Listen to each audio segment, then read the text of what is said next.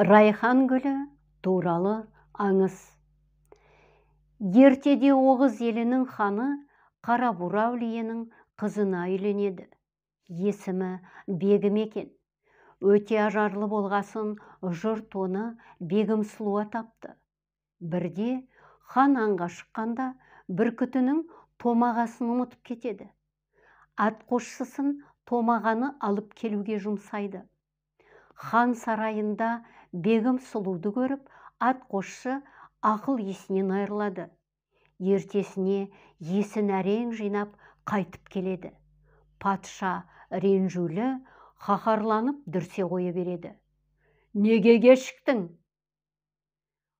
Атқосшы қорыққанынан: «Ханым білегімді ұстап жібермей қойды, тақсыр», деп өтірік айтады. Хан ашуланып үйіне келеді.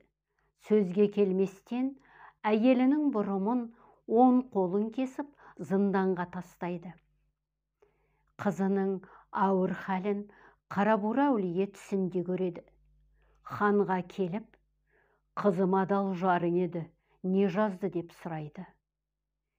«Көзіме шөп салды, абыройыма дақ салды», деп жауап береді хан. «Менен туғаны рас болса, олай істемейді, көрсет қызымды, сөйлесейін». «Жоқ, жоғал қараңды көрсетпей», деп хан нөкеріне бұрылады. «Мынаны сүйреп шығарыңдар», деп бұйырды. Қарабура әулие: «Қызым кінәсіз болса, бүгін түнде қолы мен бұрымы қалпына келсін. Жазықсыз жапа бергенің үшін қалаңды жылан бассын», деп дұға жасайды. Түнде Бегім сұлудың қолы мен бұрымы Алланың құдіретімен қалпына келеді. Хан оның кінәсіз екеніне көзі жетіп, кешірім сұрайды. Бірақ көңілінде реніш қалған әйелі көгершінге айналып ұшып кетеді. Арада көп өтпей аспаннан жетім ес түседі. Қала тұрғындары не екенін білгісі кеп, ішін жарып көреді. Ішінен ордалы жылан шығады. Олар адамның бәрін шаға бастайды. Баяғы Қарабура әулиенің қарғысы есіне түскен халық дүрлігеді. Үйінен безіп, қаласы қаңырап бос қалады. Бегім сұлудың қолы мен бұрымын жұрт арулап жерге көмген екен. Ол жерден райхан гүлі өсіп шығыпты.